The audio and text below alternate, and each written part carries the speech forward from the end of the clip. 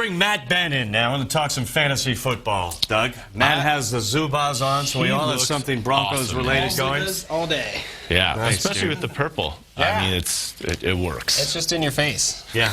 Like the Broncos last night. Anyway, we had some good numbers from some of the Broncos last night. Yeah, I mean, it was almost like a couple weeks ago we said, it'd be nice if they played the full game. We almost had that issue again, but at least they showed up in the second half. Right. But, I mean, Brock Osweiler almost topped 300 yards for the game. Came up with the top amount of points for the Broncos' fantasy performance at 15. Right. And then Emmanuel Sanders, again, had a huge game for us. I know he and CJ and I think even Owen Daniels just got nailed in that game and injured, and hopefully they'll be okay for the next one. But all three of those guys had great points throughout the game. And I want to point out Benny Fowler with his 1 point. That was a heck of a point because he got that integral first down to finish the game. Yeah, exactly. So it was a good performance all around. Nothing too crazy, but obviously a great team win. Yeah, defense got 7 points. One of my 10-year-old kids, Quinn, we talk about this every week. He plays fantasy football in 2 leagues. One of them he has the Broncos defense.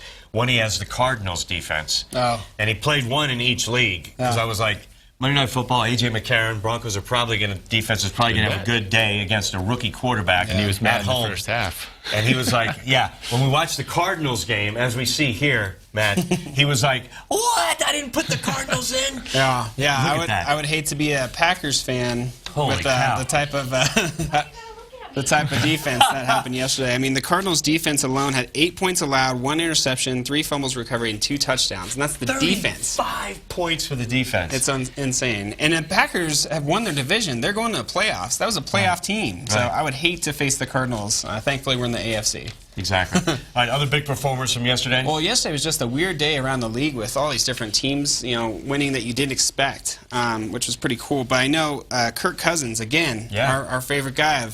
You like that. You like that? Yeah, apparently he's loving what he's doing lately. And then Drew Brees and Tim Hightower on the Saints. Yeah. They just had a field day yesterday and got points for each other. And then, Blake Ninja Turtle Bortles is still showing up there in the top 5. He's shown up a couple times throughout the...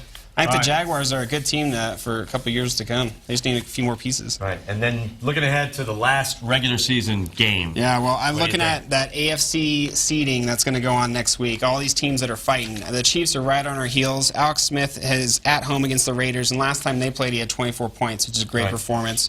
Frank Gore on the Colts, he's playing at home against the Titans.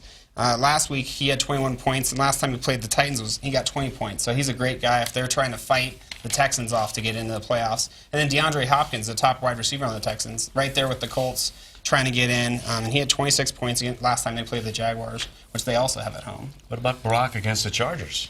Maybe. We'll see. I'm interested to see what... So Trevor Siemian, you going to pick him up? Yeah, just for fun? But I know what, the Chargers with that Eric Weddle situation, I don't know if they're just going to, plan their offseason, plans right now. Yeah, who knows? Yeah, or if they're going to get fired up and play one last time. Because they might be the LA Chargers next year, so we'll see. What team. All right, Matt. Thanks, man. Thank you. Great chance, buddy. Hey. Fantastic.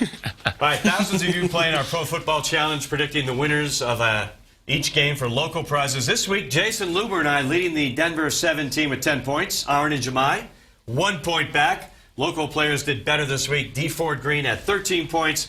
3 players tied at 12. It's not too late to get in on the action, compete for the last weekly prize. So go to thedenverchannel.com and click on contests.